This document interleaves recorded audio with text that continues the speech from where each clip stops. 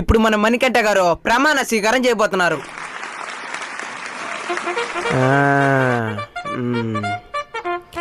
కొంచెం పైకి ఉండాలి. ఎంతమంది వచ్చేస్తున్నారా? వీళ్ళకి 200 ఇస్తే ఎంతమంది వచ్చినారంటే 500 ఇచ్చుంటే ఎంతమంది వచ్చుంటారా? సరే స్వీకారం చేద్దాం. మణికంఠను నేను, మణికంఠను నాను, శాసనం ద్వారా, శ్యామల ద్వారా, ఏం మాట్లాడుతున్నావురా? శాసనం ద్వారా, సేమియా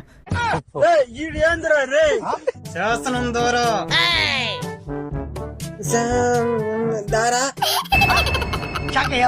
నిర్మితమైన నెమ్మది అయినా